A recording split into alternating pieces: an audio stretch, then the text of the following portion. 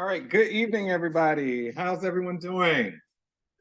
Good, good. Well, I so appreciate you all coming out on a sort of sleepy Monday evening now that the weather has transitioned. It seems cold and damp, but no better time to talk about, I guess, the darkness of racism. So we'll go with that. So I am Carlos Smith. I am on faculty here and our Associate Dean of Inclusive Excellence, Ethics and Community Engagement. And we started this concept of Inclusive Excellence Week 4 years ago in 2020, shortly after I was named Director of Diversity, Equity, and Inclusion, our Dean at the time, Dave Surrett. And I had this concept just really to introduce topics that I thought was relevant, but that weren't really threaded throughout our curriculum. And so it has continued on in that way, but kind of blossomed into other strata, other categories that maybe we have started to put in the curriculum, but still is something that dentistry and dental education maybe missed the mark a bit on. And so we're gonna have we have a whole week of events, but we're really kicking things off in person tonight with this dinner. So I'm really thrilled that all of you came to engage with us. And of course that we have this great panel that I'm gonna introduce in a second. I will say this is actually our first attempt at anything in person or even hybrid as it relates to Inclusive Excellence Week. The last 3 years, they've been totally virtual. So I'm really excited that folks came out on a Monday evening, and especially our students after they've had a long day of clinic to come in and engage with these topics and discussions. Just because of who I am, and because we're talking about the things we're talking about, I would be remiss if I did not acknowledge the state of affairs that we're in right now as a world, right? And I think it's important that we understand really the threads of oppression and conquest and power thread through almost everything that we see today, right? Whether that is from a religious perspective, from an ethnicity perspective, from a racialized perspective, gender, the list goes on and on and on. And so I wanted to at least take a moment and acknowledge that we are in a very specific moment in really our global exchange, and give room to acknowledge that and really both honor those lives that have been lost as a result of the things that are happening in the Middle East, and also reiterate the care, particularly those of you that are associated with the VCU community, the care that is extended and the options you have as students, faculty, or staff to receive care or counseling or support as it relates to these travesties that we're enduring at the time. In the same way, I usually start my talks and presentations with a land acknowledgement. And in no way is it like this is all doom and gloom, right? But I mean, this is the reality that we live in. That before you or I were a twinkle in our mother's eye, there was this land here that typically most of us don't have a connection to. And I like to draw out, particularly as it relates to healthcare, a lot of our disparities, a lot of rates of caries, a lot of rates of periodontal disease, both oral health and general overall health, those disparities are exacerbated in our indigenous populations, right? And so here in the Commonwealth, there are 11 federally recognized tribal nations. And VCU has done a lot of work in the last recent years to really begin to not only acknowledge this with a statement, but what does it mean more than that, to really talk about recruitment, talk about healthcare, talk about staffing, talk about representation, both on our state kind of education side, but certainly in the health system side, right? When we talk about representation. And so I think it's important to acknowledge the land that was here before and the people that were the original inhabitants of that land. Right? So you can see this actually threads together in a way that I could never have intended. But again, as human nature, we have this obsession with human hierarchy. And the results of that have been the conquest and empire and a lot of the things that we face today. So wanted to acknowledge that. And just very briefly, I don't want to do a lot of the talking. I want our panel to jump into a lot of this, but I am someone who really likes words. I am a nerd, but I also recognize that people may say the same word, but that doesn't mean they actually mean the same thing, even though they're using the same word, right? So I like to set the stage for how are we defining racism, or what does it seem that racism is defined as? And so when we look here, racism structures opportunity and assigns value based on how an individual looks. The result is that conditions that unfairly advantage some and unfairly disadvantage others. Racism hurts the health of our nation by preventing some people the opportunity to attain their highest level of health. It may be intentional or unintentional. It operates at various levels in society and is a driving force of the social determinants of health, which we'll talk about in depth tonight, like housing, education, and employment, and is really a barrier to health equity. I utilize this slide a lot because really our colleagues in medicine have been a bit more forward in making very clear how racism is a public health crisis and is a public health issue. And at best, dentistry has been slow to acknowledge that fact, right? We do have the American Association of Public Health Dentistry, which has done some work in that arena, but really dentistry is a bit behind the curve on acknowledging just how racism impacts the delivery of healthcare. And I would even broaden the conversation, right, to all systems of oppression, right? So that could be gender, that could be sexual orientation, that could be a litany of things, religious diversity or no religious affiliation at all, right? Even neurodivergency and how we think, and different disability and different able-bodied people. And so I think it's just really important for us to acknowledge this thread doesn't just hinder how a patient shows up in our operatory or in our chair. It doesn't just hinder who even gets to become a dentist. It doesn't just hinder, what care delivery looks like, but it's just across all genres, categories, everything. Sorry, I was talking with Erica Brody, our librarian, and there was a recent article in Health Affairs, which is a journal that was dedicated this issue to systemic racism. And there is a narrative in there about a racial equity scholar out of DC who had a very racialized experience in a dental operatory where the police were called on her in the dental office while she was in the dental chair, really because she raised questions about the payment plan that changed, right? She was getting a procedure. The dental students will be very familiar. She was getting a crown. She was there to get a crown. There was no real explanation that there was a buildup in a crown, simply just a crown, but they changed the policy. Even though she had an email exchange with the office manager, the policy had changed by the time she got to the appointment that day, and what was required would be 80% of payment, right? So as you can imagine, a crown is a fairly expensive procedure that might be anywhere from $1,200 to $1,800. And so you come there maybe prepared to pay a third, and you're asked to pay 80%.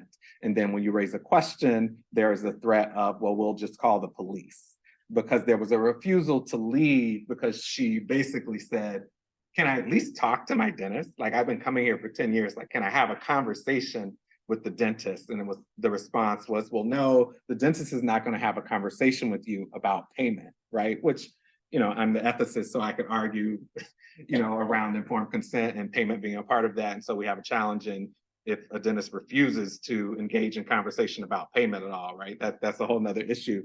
But anyway, it's a profound and very thought-provoking piece around how racialized experiences show up in various facets. Okay, I hope I didn't lose anybody. I didn't mean to go that sideways, if you will. But I want to also make clear something around the difference between race and racism, right? While race may be a social construct, which is what we hear often, right? Race is basically made up, right? For lack of another way of putting that. Racism is very real and has devastating impacts on the bodies of people of color.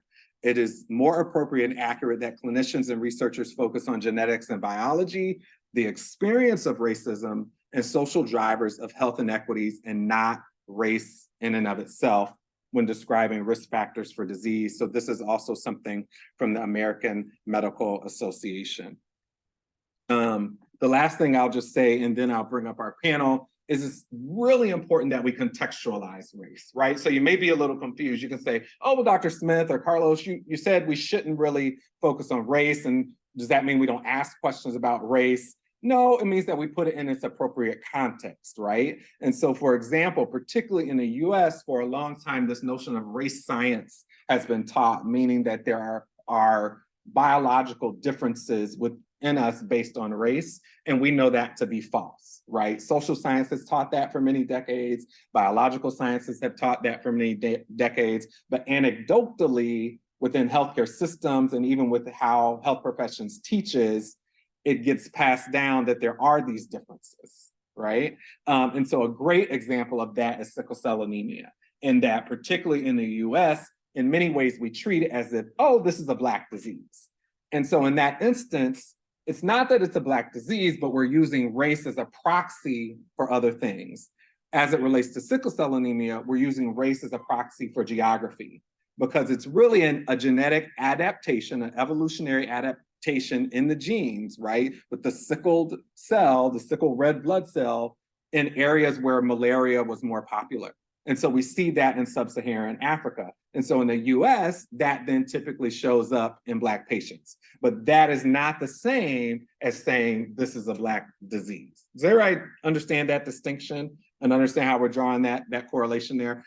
So that's important, right? We also understand epigenetics as an example. And what I mean there is, it's been talked about ad nauseum. We'll probably touch on it a little bit tonight around maternal health rates, both morbidity and mortality around Black women giving birth to babies, right? So there are all these statistics that Black women have their babies too early, and when they have them, they're too small.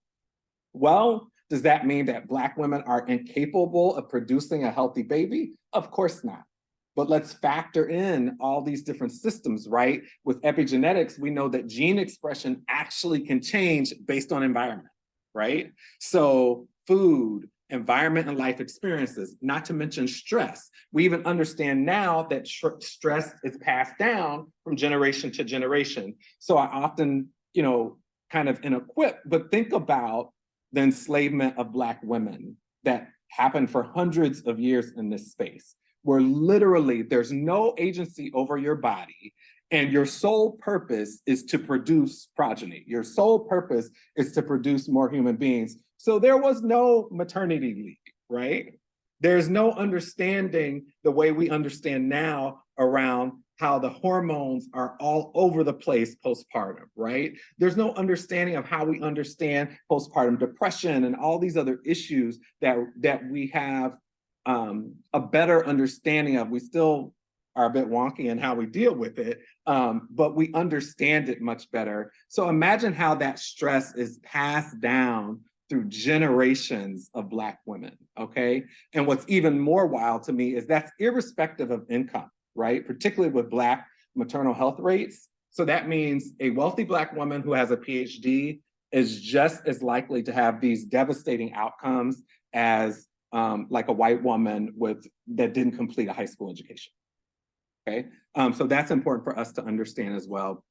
We're gonna talk about solutions. We're gonna talk about strategies. This is just one of my favorite graphics because it's from the Boston Health Department. It just makes clear to me that we have to talk about these root issues, right?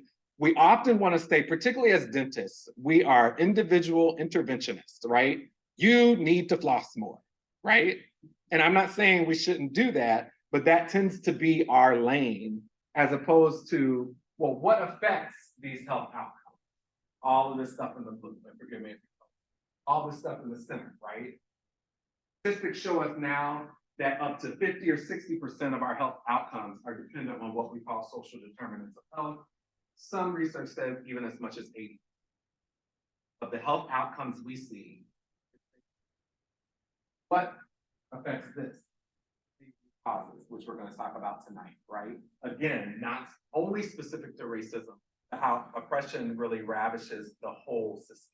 Does that make sense to everybody? So that's just a little teaser to kind of make sure we're all on the same plane as we enter this conversation. I'm going to have my panelists come up now to join us so we can have a rich dialogue. The first is Dr. Faye Belgrave, if you want to come on up. Dr. Belgrave is a respected scholar, author, and equity advocate.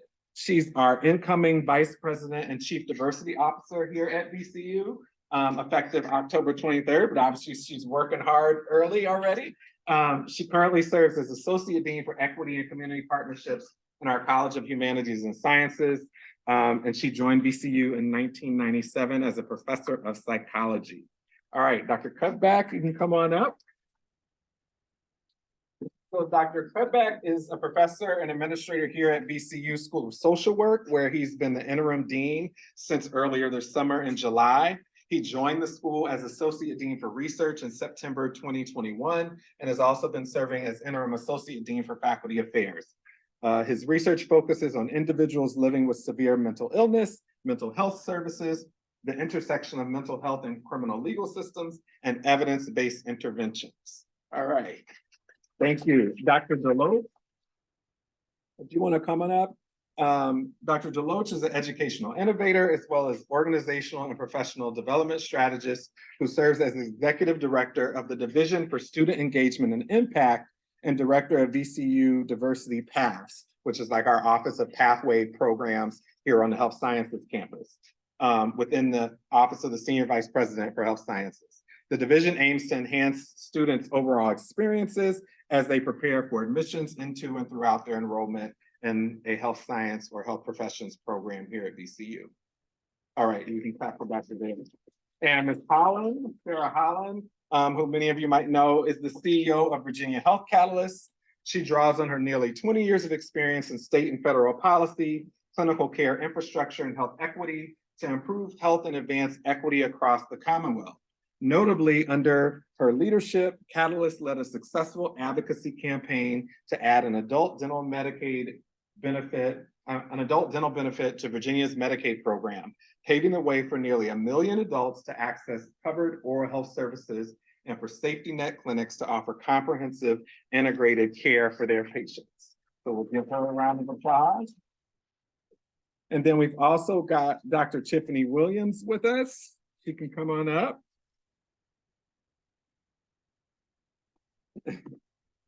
And so Dr. Williams is an associate professor in our Department of Pediatric Dentistry, as well as program director for our advanced education in pediatric dentistry. She completed her pediatric dental training here at VCU and has been on faculty ever since. And she also just stepped away from being our director of student recruitment in the Office of Admissions, so has a lot of experience in admissions and pathways programs. So let's give her a round of applause. Awesome. So this is going to be a great conversation and engagement. I have some prepared questions, but we're also wanting to take questions from the audience. And it's really a little bit more intimate and fireside chat than like sage on a stage. So, but I am going to let each panelist kind of introduce the concept of their work and how it relates to our themes this evening. So we'll start with Dr. Belgrave, if that's okay. Hi, everyone, and thank you, Dr. Smith, for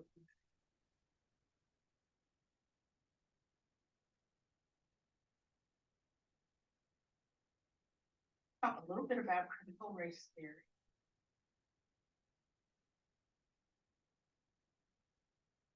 Two words, critical race. What do you think of when you hear?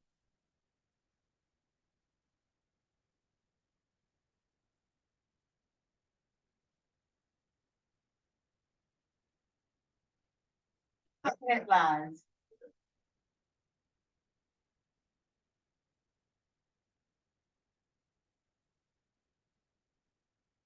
Came out of law. Yeah, critical race theory concept. Talk a little bit about, but I want to share an experience how polarizing it can be. Invited to talk by the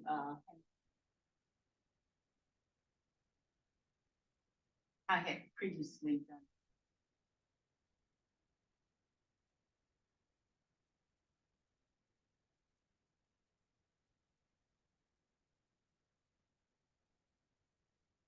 So I started to get emails a week or two before the actual talk. I'm so proud of you. Brave soul.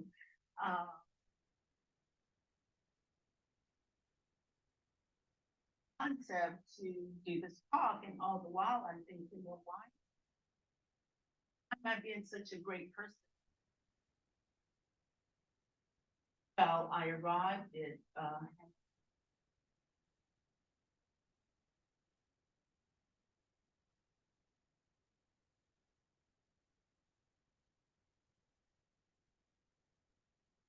full atmosphere. There were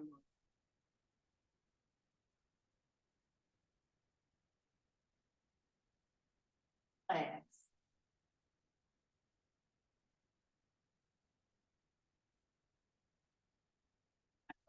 This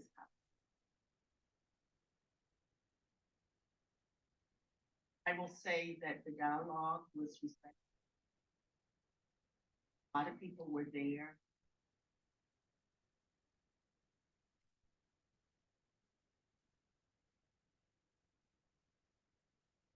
A lot of people just wanted to know what critical race is. I mean, I've given thousands of presentations.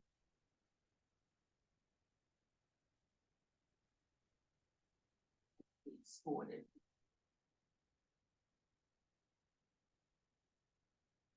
Violence or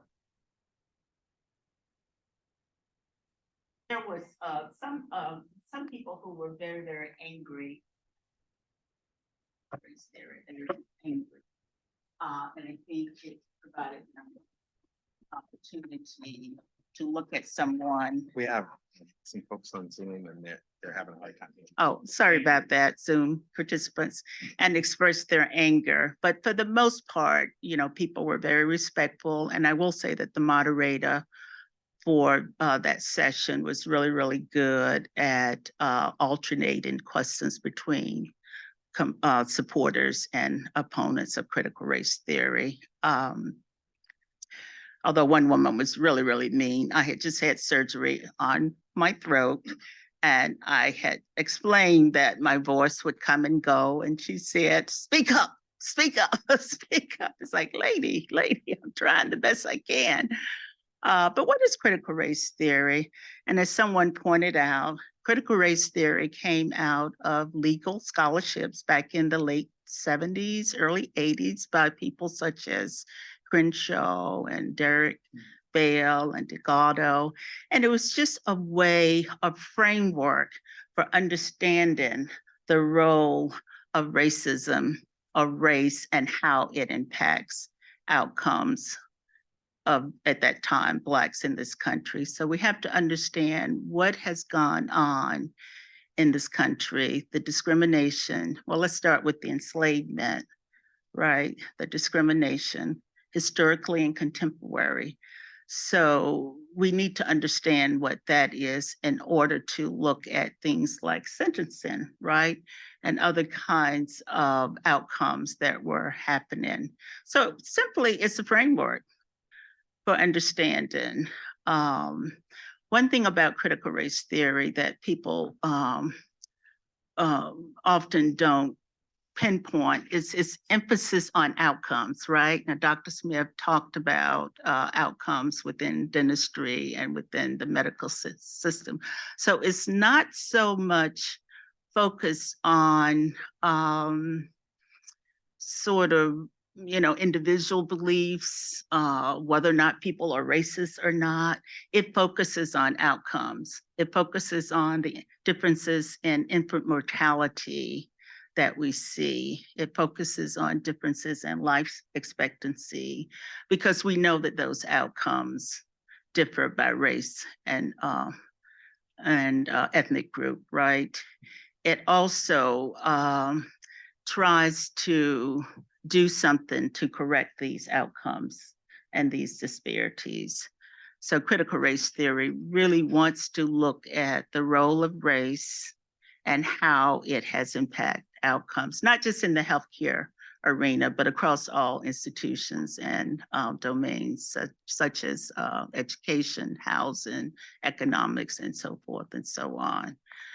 Also, critical race theory is very much focused on institutional and systemic ways that racism manifests itself. And again, Dr. Smith talked about that. It's not so much interested in individual levels of race and racism. So it is really a framework for just thinking about how outcomes are impacted by race in this country, right? And I think the thing about critical race theory that really opponents of critical race theory really hate is that it is ingrained. It is the notion that racism is ingrained in the fabric of life in this country. And people want to say, well, I'm not a racist, right? Well, no one said you're racist. The idea is racism is ingrained in the fabric and in these institutions. So that's pretty much what critical race theory is. I do think outside of the polarization, there are some fundamental ideological differences between maybe opponents and supporters of critical race theory. And one has to do with how people feel about who should be given, that people should, that this is a meritocracy, right? That people work hard, they get what they deserve. So everything is based on merit. And we find that people who may be opponents of critical race theory feel that this is not necessarily the case. We don't live in this kind of a society where people should get something based on race. They really feel that if we all are given equal opportunities, equal chances, this is a merit-based society and so forth. So I think beyond the polarization, there is some ideological differences. But what critical race theory is not an approach to make people feel embarrassed, anxious, or shamed because of their race. It's not to make white individuals feel that they are responsible for what happened to people of color. So it also does not imply that people should be discriminated against because of their race.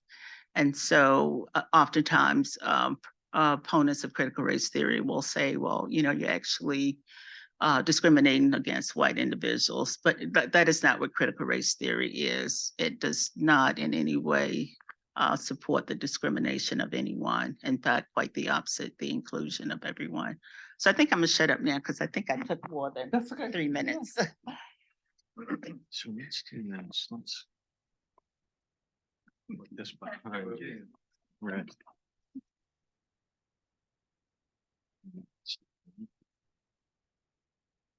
Thank you, Faye. Okay, welcome. I'm delighted to be here. I'm relatively new to VCU. I got here in 2021, as Dr. Smith said. I came from UNC Chapel Hill after almost 20 years. I started when I was 5. And I'm a mental health service researcher and from the School of Social Work. And I'll talk a little bit about social determinants of health and especially persons of color who have mental illness, who are involved with the criminal justice system, which every one of these things we see up here are critical issues for this population. A little bit about the School of Social Work. I came here in 2021 to be the Associate Dean for Research, and I hung around too long, and now I'm interim dean after everyone left and juggling, right? That's what happens here. I'm learning. Don't hang around too long. So, and at the School of Social Work, I got faculty who are trying to address oppression, social injustices in many populations, in many settings. So kids in the child welfare system, we're trying to address housing inequities, employment inequities. I'll talk about those in a little bit. With, as I said, a variety of populations, resettled refugee families and kids, and then my substantive area, individuals living with severe and persistent mental illness in the justice system.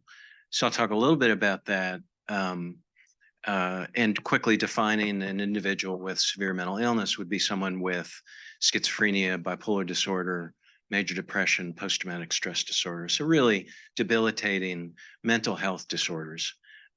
These individuals have enough trouble navigating the Byzantine bureaucracies with all the services they need.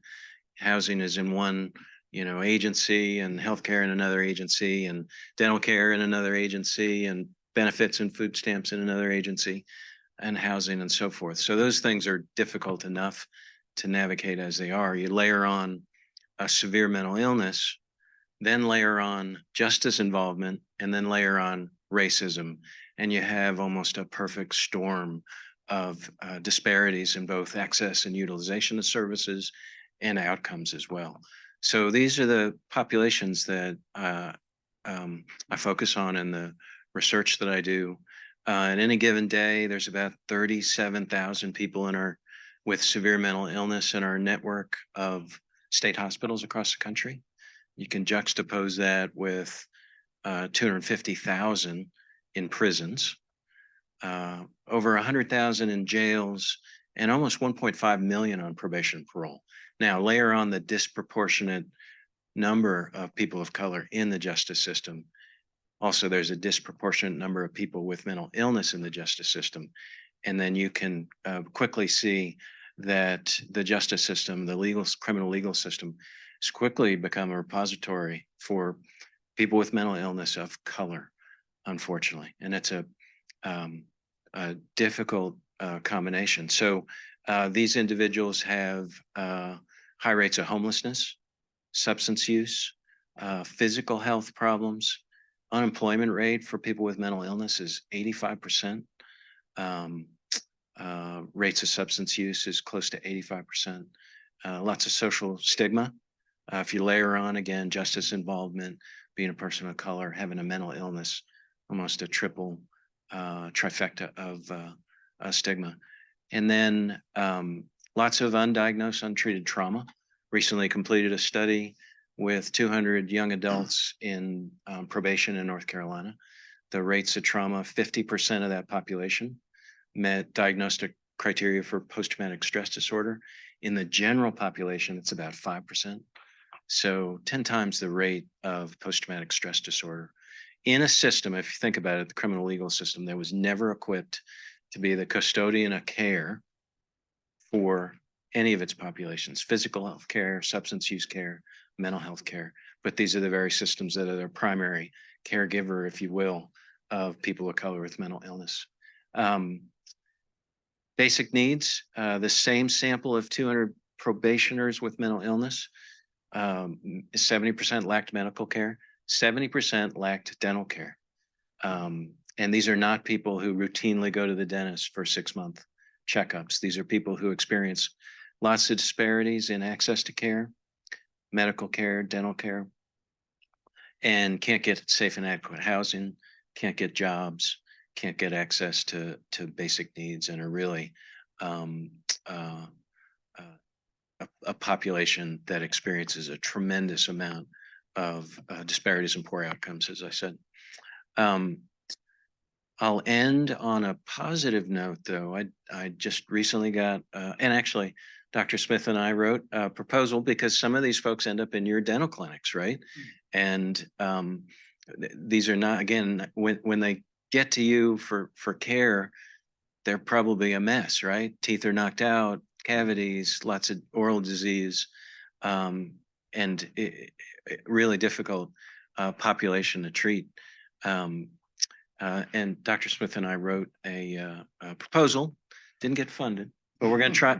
We're going to try again to begin to address social determinants of health in dental clinics, and maybe put social workers in dental clinics to help you all with the needs of this high-risk, vulnerable population. And then the grant I just got was kids who are going to come out of the Bon Air Juvenile Justice Facility, which is the last state-run juvenile justice correctional center for the kids that can't be housed in the local. So these are really the worst of the most difficult kids. To help them with, and I have this horribly oversimplified recipe for what folks need. They need a bed, a buddy, and a job, right?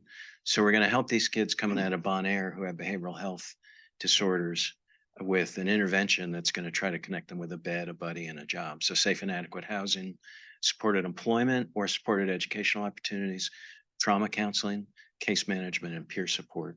And now, after being here, Dr. Smith, we need to talk about dental care as well. Sure, of course. Get these kids plugged in. So anyway, delighted to be here. I probably took too long as well. Thank you for the opportunity, Dr. Smith. And I'm looking forward to the rest of the panel as well. Awesome, thank you.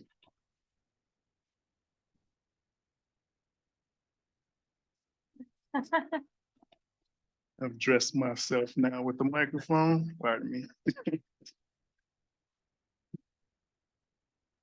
So hello, everyone. Again, my name is Adrien DeLoach. I've been at VCU about 6 years now. I came over from Virginia Tech, and I've been working in STEM and trying to recruit students into STEM occupations for the last 10 years. So I've been working in higher education for the last 20, but I started it when I was 2. So, and yeah, I'm probably the least of a clinician or a social scientist of the panel. So I'll try to do my best.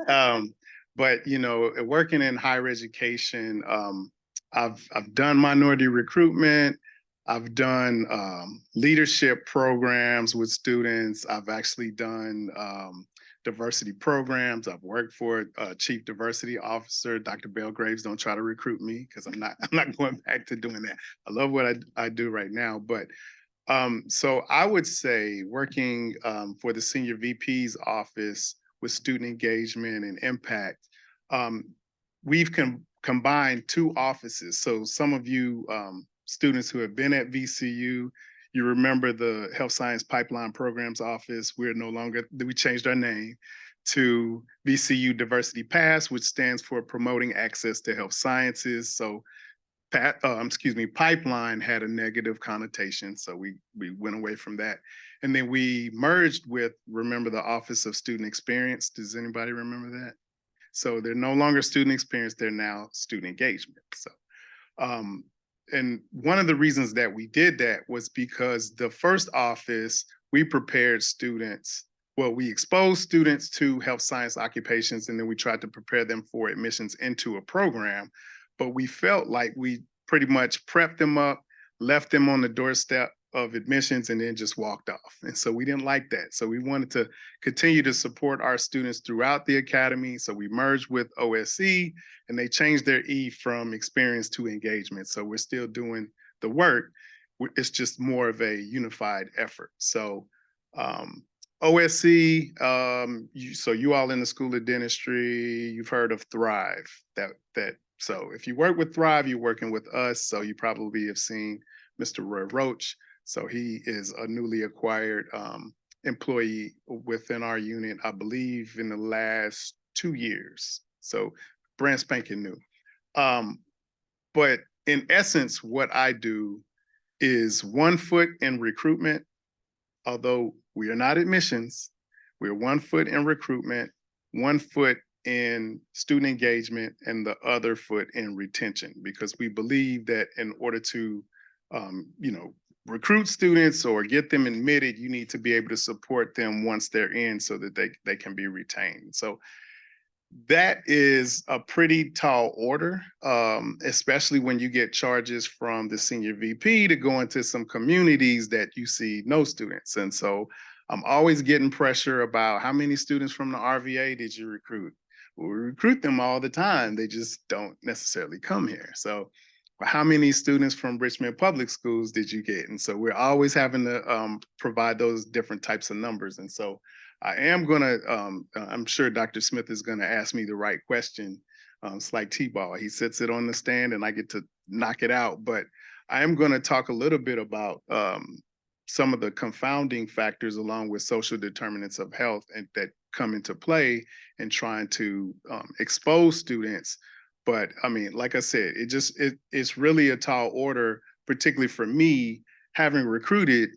I treat it a lot like being a D1 recruiter. So I feel like Coach Prime in my role right now, right? So when I go into communities, I have to convince parents, aunties, cousins, little brothers, little sisters about taking their loved one and, you know, providing a home here on campus. And so coming into the Richmond community, I always knew that I needed to know what is it that others aren't telling me about this place, right?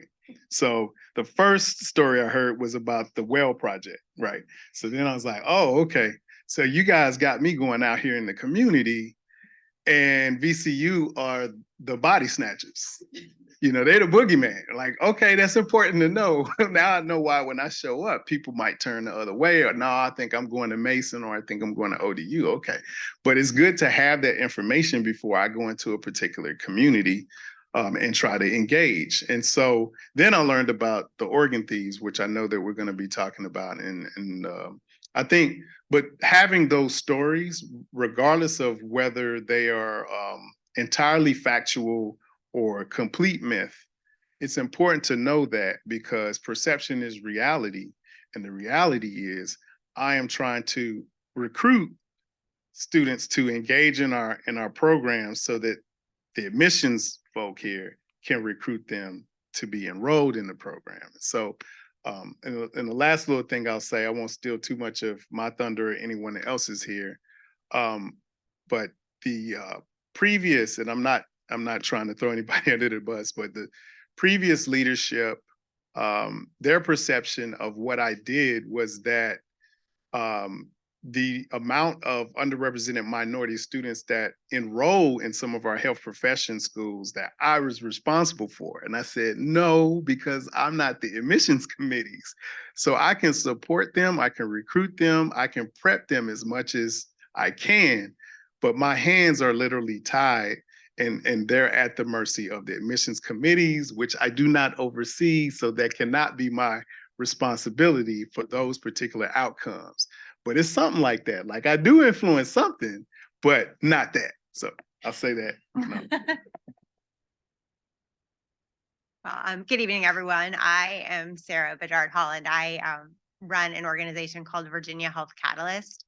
We are a public health nonprofit organization. So I think I am definitely the only the only non-clinician, non-academic here, which in some ways is a good thing. I think I am very much at heart an advocate, and I am very much at heart an optimist. And I think that those two things serve me well. But I'd like to start with telling a little bit of my origin story, because I think that it's relevant, and I hope this is a story that you all have heard before, but if it isn't, it's one that I want to be sure continues to be passed down. When I moved back to Richmond about 13 years ago, I had a young family, and I started an organization that was a health foundation that was the largest funder of community clinics that supported folks that needed to access care. Started working there in dental, but really didn't know anything about dentistry or oral health per se. I had been a healthcare advocate, and I'd worked in HIV, AIDS, and cancer in my previous careers, and thought, well, how different, can oral health be? And started to understand really quickly that oral health was quite segregated and quite different from the healthcare community, particularly 16 years ago when I was starting in this work. And shortly into my time at the Healthcare Foundation, a little boy named Diamante Driver made the front page of the Washington Post. He was 12, and he died from a tooth abscess that turned into infection, went to his brain. I see a lot of you nodding, which it's a tragic story, but I think it's one that we need to remember. A lot of people failed that little boy. They were homeless at the time that he lost his life. His mom had been working hard and diligently to actually get his older brother into services for oral health for a pretty bad toothache that he had. And I think Diamante kind of flew under the radar in terms of the pain that he was experiencing. And certainly in a family that was dealing with homelessness and food insecurity. And she had been in an abusive relationship. I mean, there were a lot of issues that this very young family was dealing with. But that happened early into my time in this work and was a lightning bolt in understanding the importance of bringing oral health back into the mouth and the body, and also making sure that oral health was a part of comprehensive healthcare. And I didn't understand then all the nuances that went into the access issue. But one of the things that we started working on right away was ensuring that everybody who is enrolled in the state Medicaid program had access to dental coverage. And a lot of times people get confused, so I'm just going to say it now. Medicaid is for folks that are low income. Medicare is for individuals that are older or have a disability. Medicare currently doesn't have a comprehensive dental benefit. In many states, the entire lifespan does have opportunity to have dental coverage. But in Virginia at the time, the only folks that were able to access dental coverage were kids. So we worked really hard over 10 years. A lot of advocacy went into it. Many folks in this room, certainly Dr. Williams, there were a lot of us that really hit the pavement. It's an expensive benefit. Folks didn't necessarily understand that oral health was a part of overall health. Medicaid is for a population that is often forgotten and often not cared about. And so when you're talking about spending millions of dollars on what many folks see as an entitlement program, that if it's a meritocracy, they should be able to just stop being poor and go get themselves some coverage like they need it. But through a lot of hard work and a good environment, I firmly believe in luck, choice, and effort. And I think we worked our tail off and we made really good choices and we hit the environment when the time was right. We added an adult dental benefit to the state's Medicaid program, and it did open up coverage to 1 million Virginians, which is not a small amount of folks. So I think it's important to celebrate wins, and we definitely did. We were, as advocates, really excited. We worked really hard to implement the benefit and make sure that folks knew that coverage was available. About 6 months into the benefit being a reality in the Commonwealth of Virginia, I got a phone call. Diamante's mom could not get a dentist. Do you know how many times we had used Diamante's name in spaces all across this Commonwealth of Virginia to explain why it's important that entire families had coverage? And his mom could not go to a dentist. So again, lots of life Mrs. Driver was experiencing. So I'm happy to say we were able in an isolated incident to get the woman the care that she needed. But I think that speaks to the fact that 13 years later, we still had a situation where somebody who desperately needed services for something that could potentially save her life was being denied access, and she had coverage. So all of this work that we had done as advocates to make sure that she had the opportunity, she still wasn't able to realize it. And those reasons are complicated, but there aren't enough dentists that are providing care to patients that need it. They aren't located in the right places.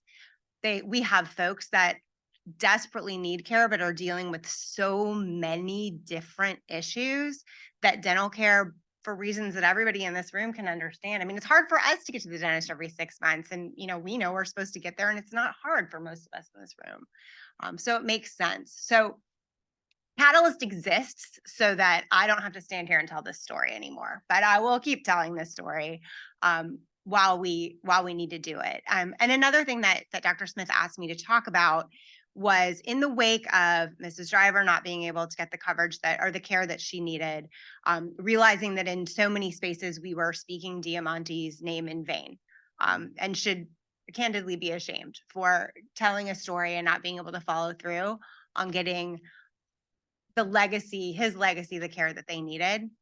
we worked with some safety net clinics in the Commonwealth of, or in the city of Richmond. And when I say safety net clinics, I mean community clinics that are providing care to folks that don't have insurance or who have Medicaid.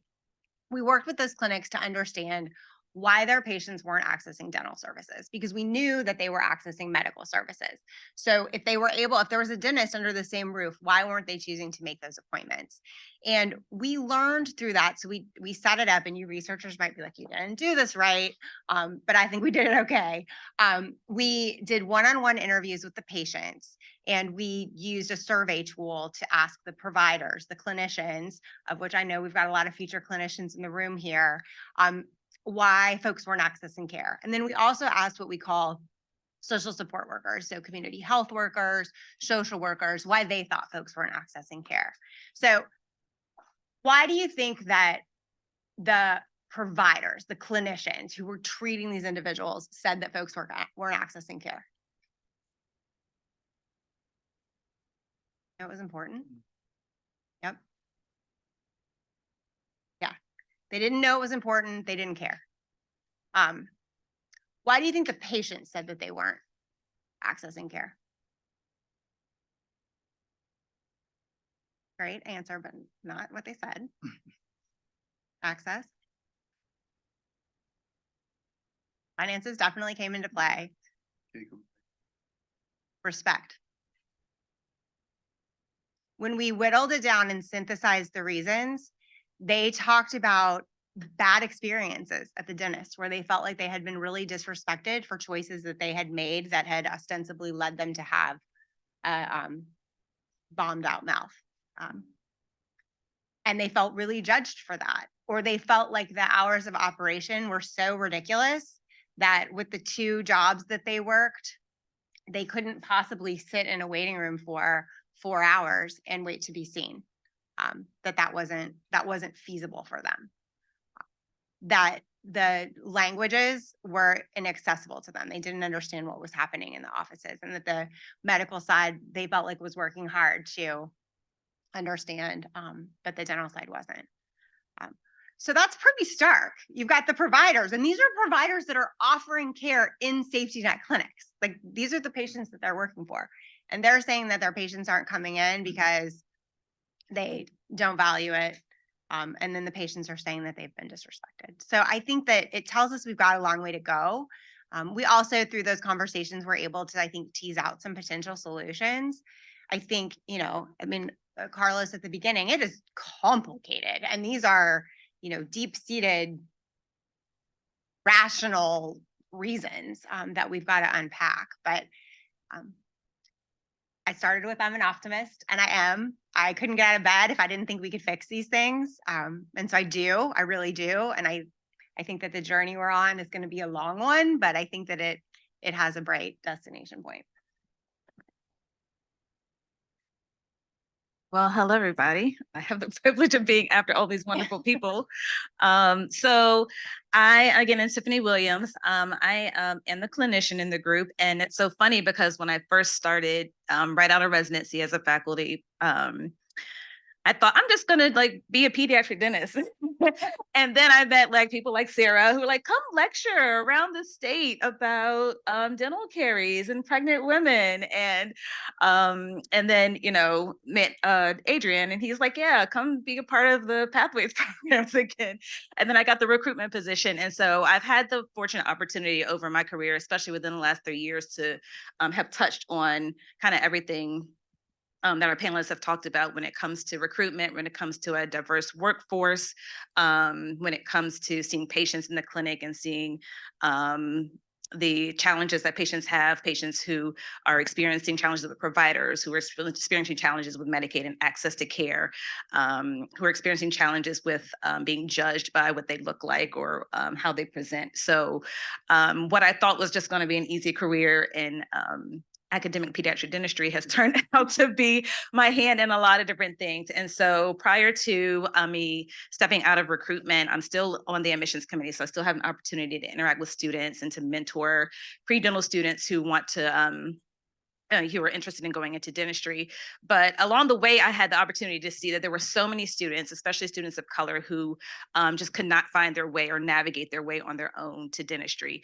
And that was a very different story for me. I cannot say that that was my story. My mother was an educator, she's a middle school teacher. So like everything she did was like putting me in a program, or like I had to do something to get to the next step. So I'm not a student who is first generation, but I encountered along the way a lot of students who are first generation who had no resources. And most of those students were students of color trying to find their way into dentistry, among a majority of students who some had the resources, some had the privilege, some had the parents in dentistry who were able to do that. And so part of the last 3 years has been like attempting to recruit students, like Adrien said, and then finding that there were barriers to them getting in, whether it was finances, whether they just didn't know what the process looked like. They didn't have a dentist to shadow. They were told to retake a DAT, but they don't have the $500 to retake it. Or they're admitted to our pathways programs, and then you get to admissions committees. And because they present at a school that is not as competitive than a majority school, that their credentials aren't looked at as the same as another student's. And so I had an eye into like what admissions and recruitment looked like, and then the barriers that our students of color face when getting in. Not only that, but I took on the role in the recruitment. I am still the director of Thrive that Dr. DeLoach talked about. So that is our first class of Thrive. Second class of Thrive is graduating in the spring. And so they're in the maroon there. But I, have the privilege of directing Thrive, which is our cohort of underrepresented students who come in their D1 year. And the goal that Dr. Susie Goolsby and Dr. Elena Hampton started the program was to have a way that not only we get students here, but then do we support them when they're here? Their experience might look a lot different than their classmates. Their struggle to get here, how they're viewed by faculty, how they're viewed by patients. And so we do a lot of support in their first year in the Thrive program to make sure the students feel welcomed and mentored along the way, and they have student mentors. So that's something that, really value in the program that I really love and like to be a part of, because then I get to have the conversations with students, and the students get to have conversations with one another as student mentors to be able to encourage them through their journey here at dental school. The other side of my role is the clinician side. So then I've gotten the opportunity to see what Sarah is talking about when patients are trying to access care in an urban center, where a lot of times they are referred specifically to our pediatric clinic for services that out in the community they cannot get. So like trying to even call our clinic, trying to get in or receiving care out in their community. There's a lot of other dentists out in the community, corporate dental companies and things like that are specifically in the low income communities, but then they cannot provide all the care their patient needs. So then presenting to us and the challenges that there are around language and insurance and things like that. So my journey has interfaced kind of all of the panels at some point. And so I'm happy to be here and to continue that conversation. Awesome. Let's give our panelists a little round of applause there. So if it's okay with the panelists, I want to shift a little bit and know if you all have questions. You've heard their areas of expertise and where they shine and maybe some of their passions. If there are questions in the room that we can lift outside of just what I prepared, which I'm happy to go with, but I feel like in the interest of time and in the interest of like energy and synergy and engagement, are there questions that you all have in the room that you feel like you would like to hear their opinions on, or how their expertise can shed light on maybe situations you guys have faced in clinic, things you're thinking about as you enter the workforce, things that you've experienced in your road to dental school, or for faculty and staff and community members, how some of their collective expertise might be, there's a burning question you have at all. Yes.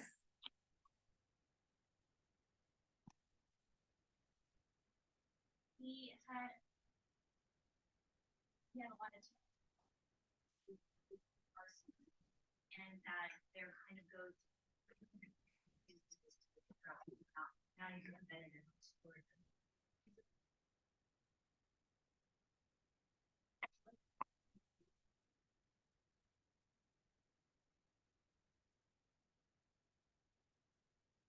But I don't know, we do have folks on Zoom, and if you're on Zoom and have a question, you can put that in the chat, but the question was basically lifted as a general dentist. Once you're out of here as either a private practitioner or whatever role you find yourself in, how can you make a difference in terms of patient populations that find themselves in the criminal justice system, right? More or less, yeah.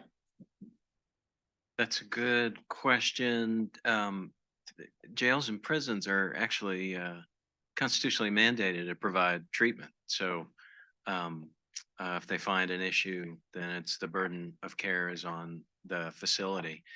Having said that, it's a part of the justice budget that they try to control, and you know, if extraction is cheaper than long-term treatment, that makes sense to me. I think I don't know how things are set up here in Virginia. In North Carolina, at least, dental schools would contract with justice facilities to go in and provide services and care. I think a couple of reactions to your question. One is education, educating both individuals involved in the justice system, but also the agents of the system itself. Again, it's a system that was never designed to be custodians of care. So I don't know what, for example, VCU could do in coordination with local either jails or prisons to provide support there. But that could be an angle to address. And then this might not make sense, but go work in the criminal justice system as care providers. They are desperate, absolutely desperate for psychiatrists, psychologists, healthcare workers, doctors, dentists. As you can imagine, it's an extremely difficult job and difficult place to work, difficult environment. But again, it's an environment that is constitutionally mandated to provide all kinds of care. So that could be part of the solution as well. But other panelists might have, yeah. Oh, wait, I think we're supposed to. Yeah. You were trying to hook us up. I was. Got it. Hey, That was just a perfect segue to where my brain went. And again, this is the policy change angle, and the fact that you are totally right that it is a mandate that prisons provide this care, and it is an unfunded mandate. So there are words in the Code of Virginia that are stipulating that the correctional facility needs to provide these services, but there aren't funds available to make that happen. And so one approach, and again, this is a longer term play, but is doing advocacy work at the state level and also at the federal level to make sure that they're actually funding the policies that are on the books that are supposed to help people. You know, I often say that implementation is 75% of successful policy. I think often we celebrate when we, vote something in, but it really isn't how it's implemented. And I think that's a really good example of some nice words that aren't actually resulting in care. Yeah, and I'll interject here. So we have Dr. Irma Freeman, who was our very first African-American female graduate of the School of Dentistry here at VCU in the mid to late 70s. She was in private practice for many years, but once she retired from private practice, she actually did corrections dentistry for several years and had a second retirement, basically, right? So corrections dentistry is a pathway. It's actually a career pathway that you can take. And so there's loan repayment with that. They actually tend to pay really well because most people don't want to do it. I know just anecdotally, a friend of mine who's an oral surgeon in the DC area, and he goes one day a month to the prison and he gets like $3,500 for the day of work. And so not that that's the end all be all goal, right? But I think you can also think of alternative ways to be an advocate. And I think that's what I try to push with you guys as teaching you around ethics and professionalism. So what would it mean for you to be an advocate in the criminal justice system, and when you get an application for a sterilization tech in your office and that person is formerly incarcerated, that you actually give that person a job or give them an opportunity versus rolling your eyes and saying, oh, I'm not hiring someone who was formerly incarcerated, right? So I think there are numerous ways that we can be chinks in the armor, if you will, I guess. And so I think I would encourage you to think about ways that you can do that. I just want to quickly say too, when I was in dental school, I did a program and we had the opportunity to go to San Francisco, and we split off and were able to tour different venues, and I toured San Quentin prison, and specifically was interested in the dental suite. It was a suite. It was really nice, and I had the opportunity to talk with the dentist there, and she had a wonderful experience. And this is not saying this is the case for all correctional facilities, but at San Quentin they have a full hospital, and it's a campus, and so she's just talked about her experience and how great it was. And like Dr. Smith said, was compensated very well, but she said, like, I'm trying to get more people to come work here because they need dentists. And so I think it would be, interesting to have a conversation if you could meet somebody or talk to Dr. Freeman or some others who've worked in the correctional facility institutions and see what their experience is like, to see if you'd be interested in doing that part-time or full-time.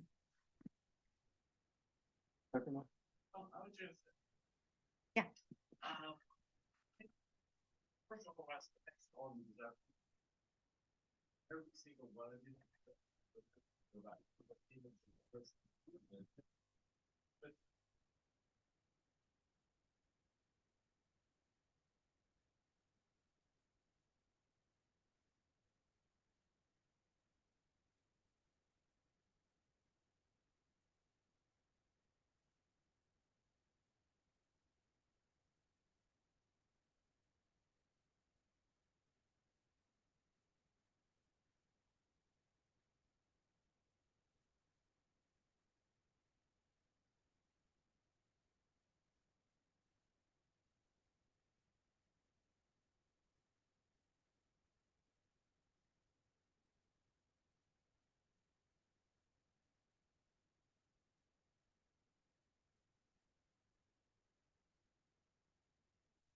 Really, I hope somewhere I wish the school could do.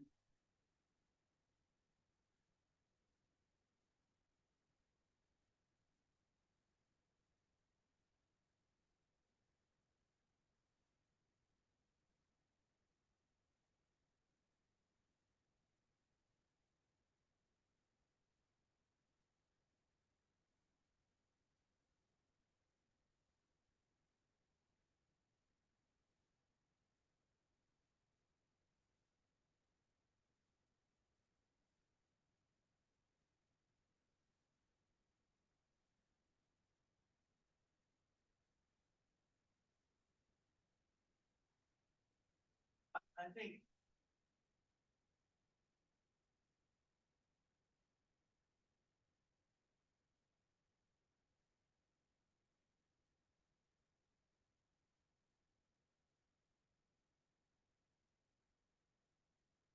Yeah. There's actually, yeah, and I won't go into the weeds on this, but let's talk offline, because we are actually working on 2 grant applications right now.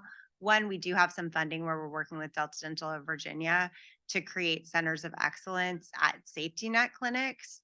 And you all would qualify as a safety net clinic. And I know, there's an opportunity for VCU to be a partner in this, so we can talk about that offline. And then also, I just want to note that I hear you. It's really, really difficult. And I think for individuals with intellectual and developmental disabilities, that's one area where the intersectionality is even more complicated, because you've got a population that you can be wealthy and have kind of every access tool in your toolbox and still not to be able to get care. So when you layer on other, inequities, it's horrible.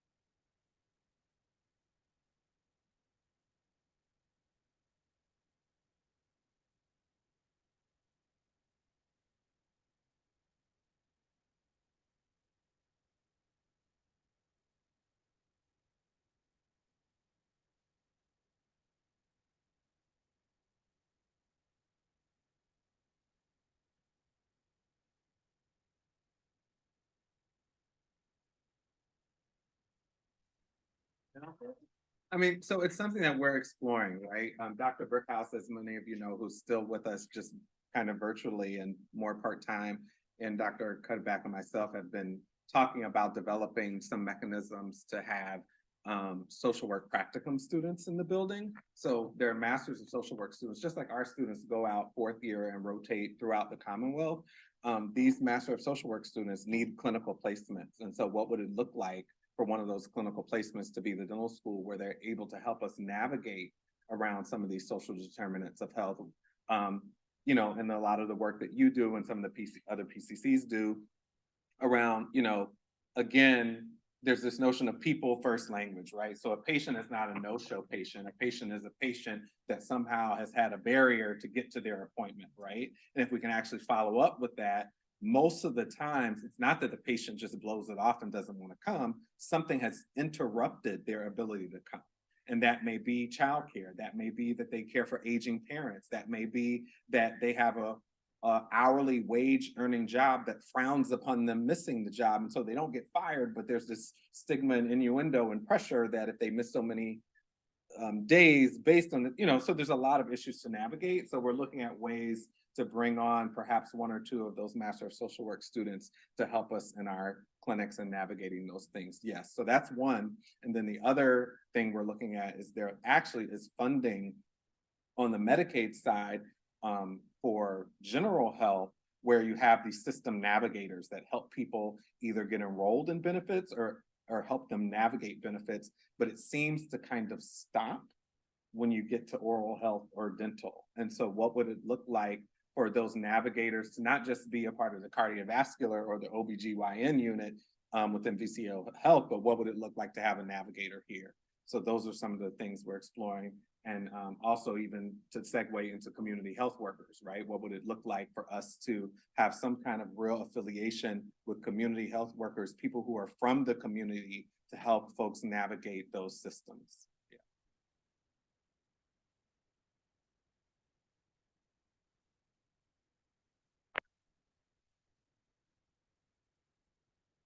I'm going to do another commercial. One of the initiatives that Catalyst is really leaning into this year is reimbursement for community health workers in Medicaid. And so if that's something that you all are really interested in, I think that there's an opportunity from a system change and advocacy level to really work with the state legislature.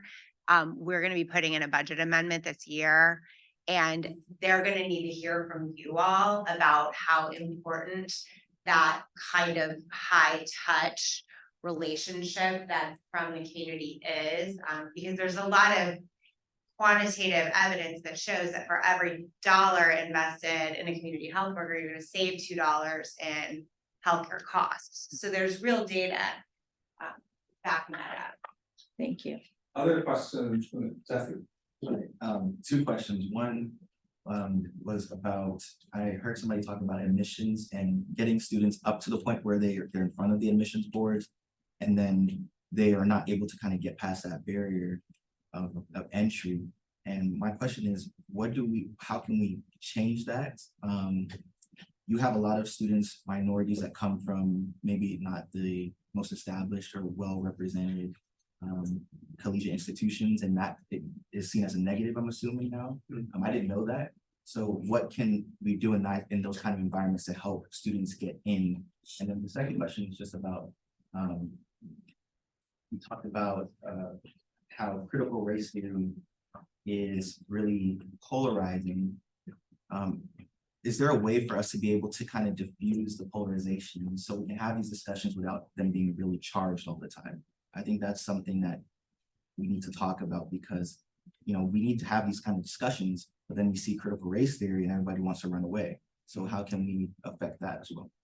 I just want to repeat the question for those folks that are online. So we have a question from the audience around, that's two-pronged. One around how the barriers and how racism shows up in the admissions process and pathways programs, and who gets to even become a dentist or who gets to become a dental hygienist. And the other question is, with the polarization around critical race theory, how is there a way that we can play a role in diffusing some of that polarization? That's right. Yeah. So I'll start it off with the pathways and kind of let Dr. Williams finish that up and then hand it over to Dr. Belgrave to talk about critical race theory. But how racism kind of comes into play in terms of recruitment and pathways. So one is just lack of exposure. So if you kind of go back to the concept that health outcomes are determined by your zip code, right? And so you got social groups that are all in a particular geography. It's not genetic, but because, you know, racism exists in the US, you have all folks who are in a particular neighborhood or community, they all are the same kind of racial and ethnic makeup, right? So if they also affect their health outcomes, they're probably going to also affect their educational outcomes as well. So many of the communities that we go into, they're lesser resourced, right? So their exposure to certain careers is just not there. They have a lack of guidance, and it may be just because you know, no one knows how to get to med school in their communities or in their school systems, or to be a dentist. So most of the time I hear students say, I want to either be a doctor or a nurse, but I can't tell you the last time I've heard one of them in high school or middle school, I want to be a dentist, I want to be a dentist, right? So, you know, the challenge is on from that perspective. And so we're always trying to assist them and just kind of broadening their horizons to, you know, just help them to explore the careers. But also one of the programs that we have is called Health Sciences Academy. And one of the things that we measure is their career decision-making self-efficacy. So after they explore the career of becoming a dentist, then they have to map out what does it take to get there, and then their career decision-making self-efficacy measures, do I believe that I can actually become a dentist and do all the things and succeed at them? So that kind of lays the foundation of support. But as Dr. Williams said, when you get them to the doorstep of admissions, there are so many biases that committee members may have. And so I don't sit on the School of Dentistry's admissions. I'm not going to tell you which other school that I sit on, but you do hear conversations, and it's not malicious. And I'm sure that none of the faculty members think that they're being biased, but they do say stuff like if there is an applicant that comes from an HBCU, they'll question the rigor of their curriculum. And I'm just going to use one school in particular as an example of North Carolina A&T. Well, I don't know about that school, blah, blah, blah, blah, blah. And I had to just shut down the argument and say, hey, look, okay. When folks send their iPads data in, I said, this particular university is head and shoulders #1 above any other institution for undergraduates who graduate with a science degree that become a doctor somewhere. So second ain't even close. I think they're like 20 back. You know, one year I think A&T was not #1, and they probably send their iPads information in late, but when they send it in on time next year, they went back to #1. So I said, listen, you can take a pass on this student because they're from A&T or an HBCU that you don't know anything about, but someone else will take them in their school. I almost said it. But so that is the battle that we're up against when it comes to those biases. So the best way you can, you gotta have trainings, you gotta have conversations, you gotta be ongoing, you have to move towards a more kind of educated and holistic model of admissions, because we essentially do all this prep work, all this support. And as one of our colleagues who's on the SAP steering committee says, wow, so you invested in that student and you're gonna let somebody else take them because they're not gonna come here. And so, or just be discouraged and say, well, I can't do that, let me pick another career. Yeah, thanks for the question, Jesse. I think the other part is knowledge, right? So I think even when you're talking about racism, I think some of it is like, well, if you make statements like all white people do this or all Black people do this, right? That comes from a lack of knowledge until you get to sit down and know somebody and like we are a diaspora, like we're all very different. So when it comes to institutions and admissions, I think a lot of people know majority institutions like William and Mary, right? Like, well, William and Mary is a really great prestigious school in Virginia. But then when you bring up like Virginia State University, my parents graduated from there. It's a great school. But then if you're looking at an applicant, well, I don't know about Virginia State. And like Dr. DeLoach was saying, there are comments made like, well, their curriculum isn't as rigorous as like a William and Mary or a UVA. And so I think that's because people don't know. I want to hope that it's because people don't know and not just because it's a historically Black college, right? So it's education. It's education for the committee, it's training for the committee. And those are biases, right? Like if you're comparing a majority institution to a historically Black college, or not even a historically Black college, there are some smaller colleges and universities in like the North Carolina, Virginia area people don't know about, then the comments become, well, this school isn't as competitive, therefore the student isn't as competitive, even though they have a 4.0 from the school that nobody really knows that much about. And so I think it's more education and it's more like providing knowledge. Because then if you have the knowledge and you have the information, but then you still make the comments, then you have to, discuss like, then what's the issue, why the biases still exist. So I think that's part of it. At least that's what I've seen being on the mission side. I have a question to you, like, what do you think is one or two of the best attributes of a dentist that you would like to see?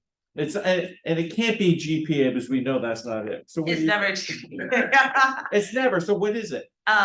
Somebody who's teachable and somebody who's compassionate.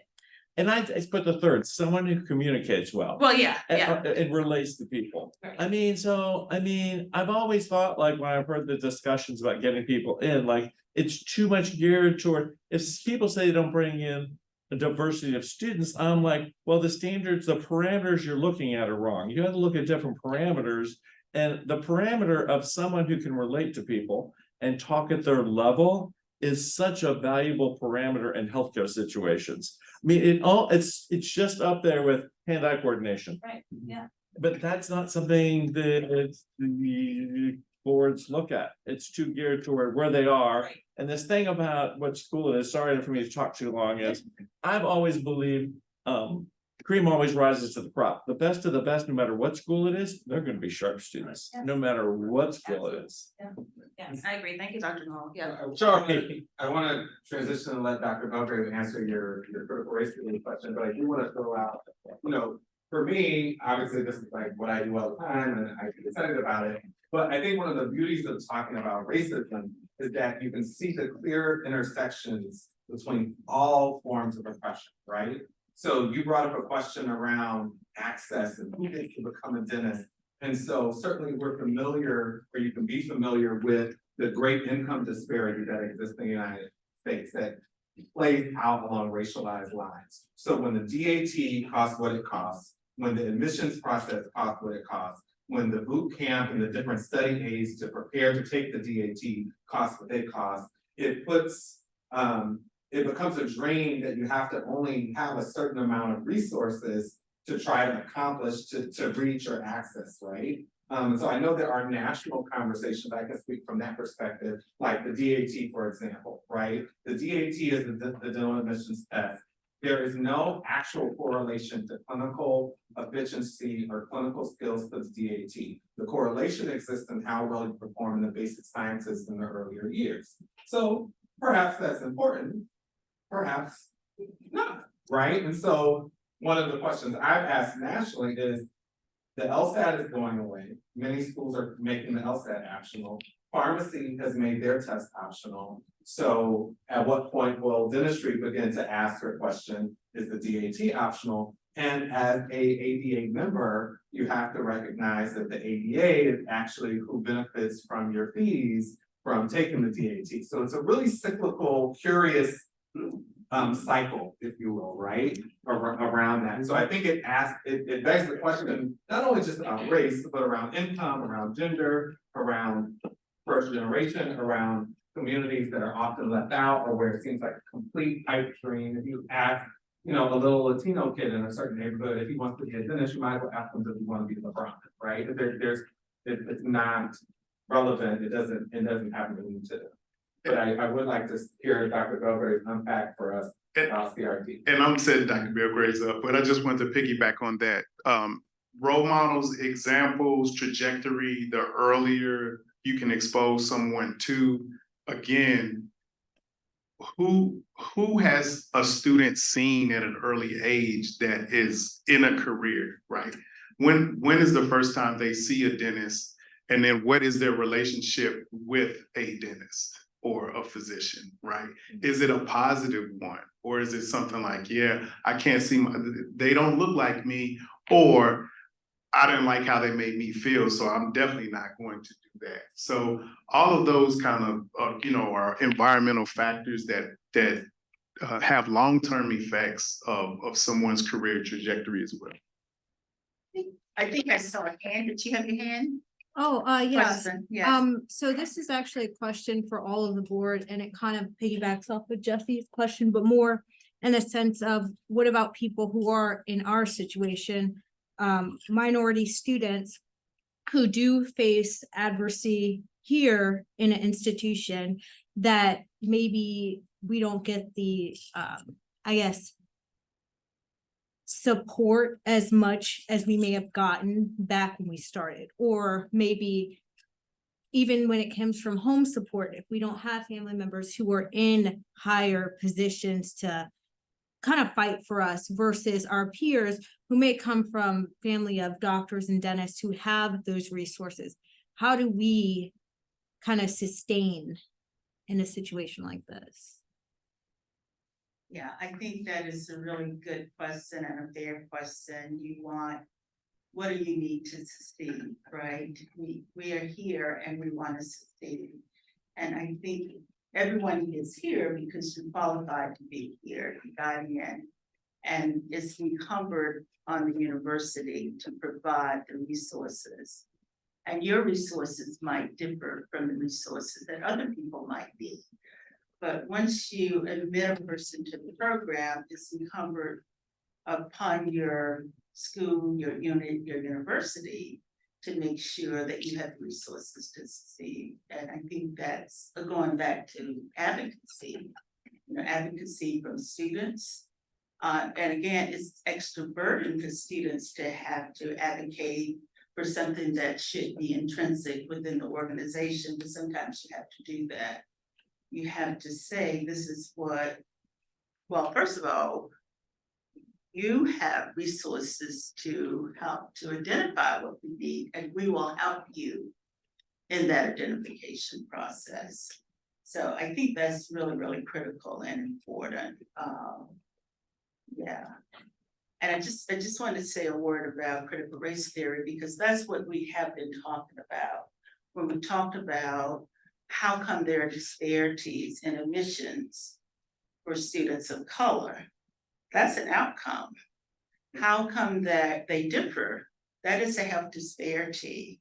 And so when we talk about critical race theory, it just helps us to frame that narrative, that there's something going on, and you said it, something going on in this institution, and not just VCU, but institutions throughout the US, that is disproportionately affecting students of color in the realm of, we're going to say, admissions here. So it's incumbent upon us as administrators and as teachers and faculty and students too, to try to see what those systemic things are. Now, we talked a lot about implicit bias, but what are those policies that are both implicit and explicit that keep some people out of the academy and allow some people to come in? So I think this is why critical race theory is so important as a theoretical framework, because it's not looking at any one person, it's looking at these institutional policies. And one has to do with how do we choose who gets into the academy, right? Who gets into dental school. So we have to keep these conversations going on. To an answer to your question is, what is critical race theory? Because as we pointed out, a lot of times people just don't understand what it is and what it is not. But with that, how do we know when? I mean, I'm not gonna say when to stop, but say you got a person to a certain point and you're like, well, we got you this far and this is a great accomplishment.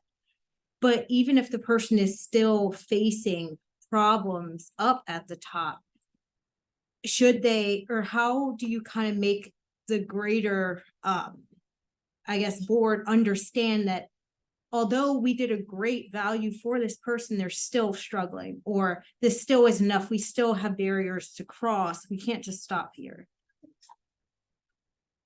So I was gonna say that there's probably not enough people working at at our institutions, but that's why you have a Dr. Smith. You have a Dr. Williams, you have a me in my office, you have a Dr. Belgrave. So they're all resources. And even still, it may not be enough.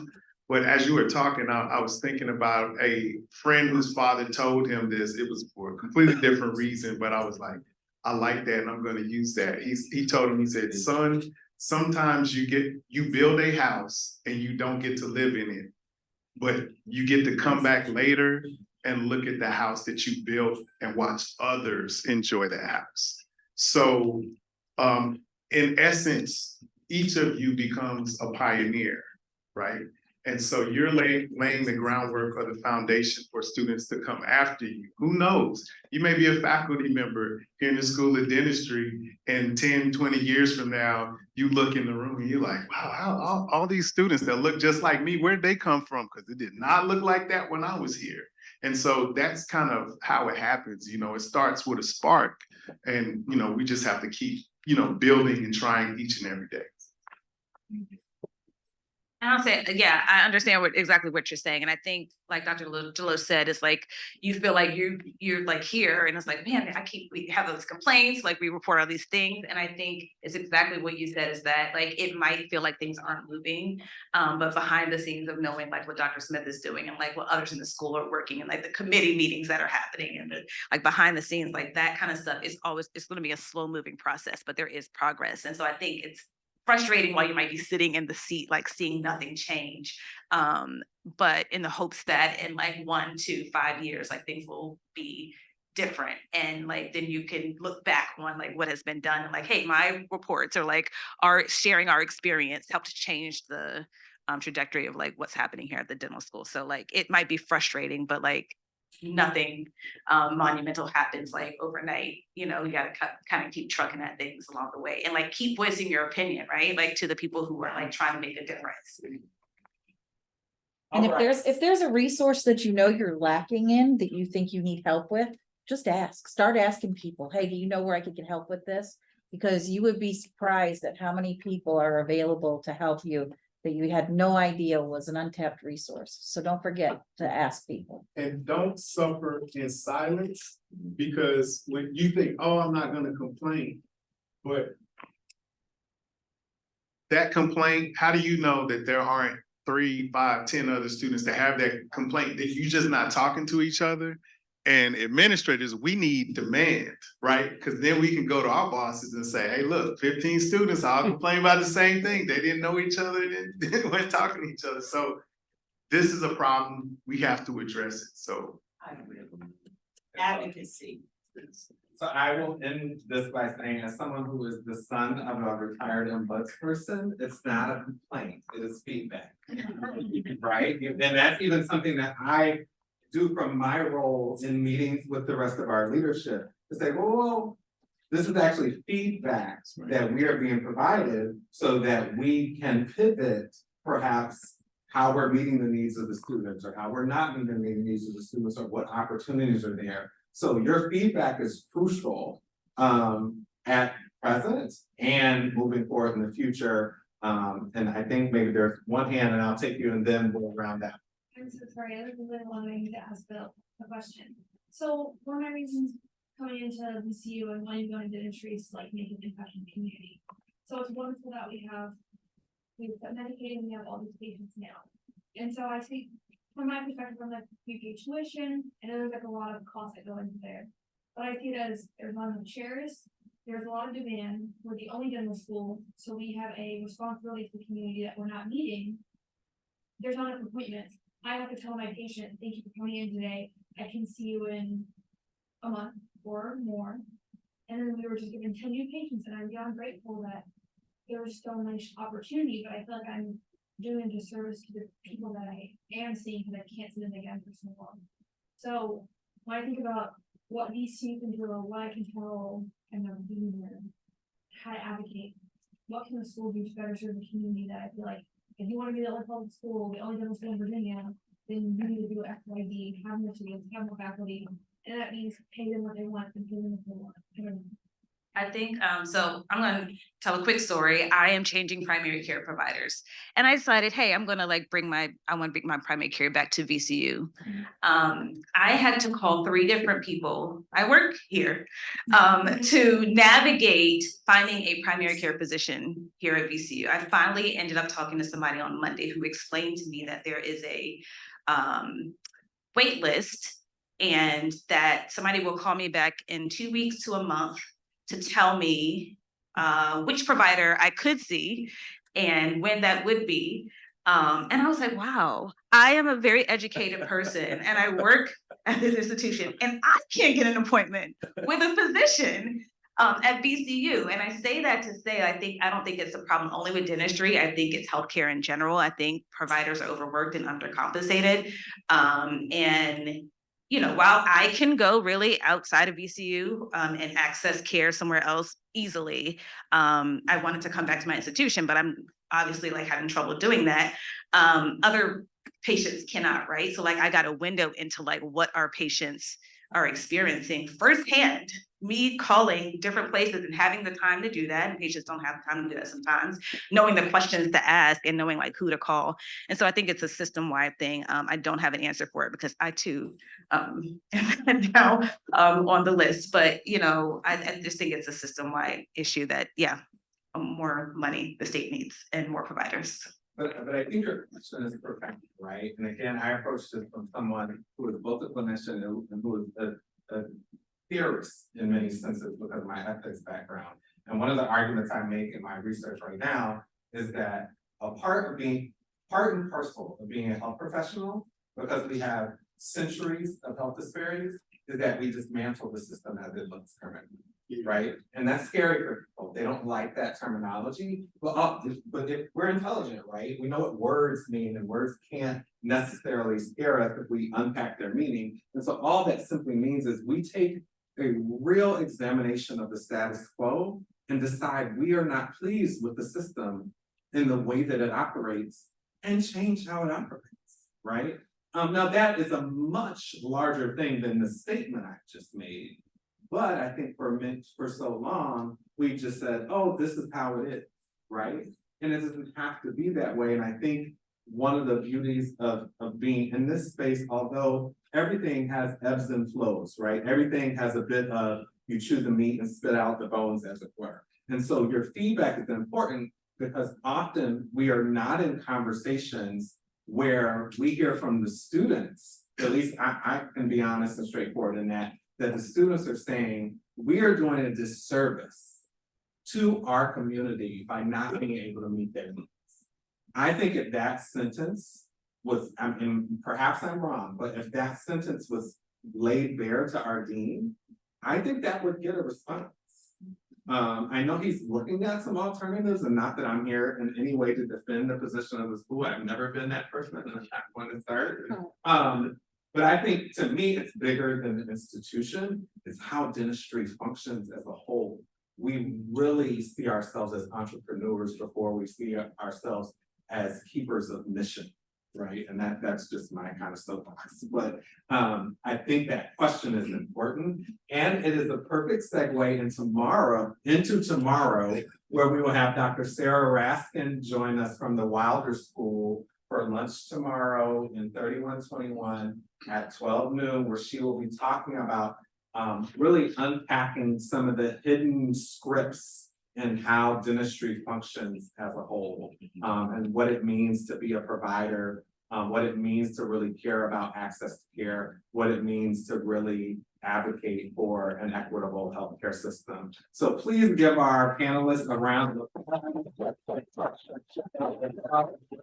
round of applause for Jane. I know the hour is late. I feel like in the church. The hour is late. I appreciate you guys hanging in there with us and having this great conversation. Ruth, can you do me a favor? There are some goodie bags for the panelists. Can you grab those for us? And we're, our communications director is back there for the photo, the panelists. That would be great. And then if we want to get a photo with everybody here, I think that would be awesome as well. Thank you guys so much.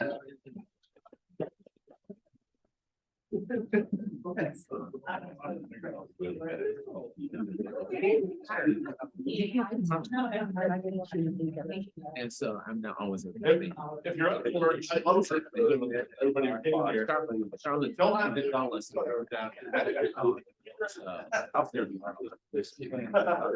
I'm sorry.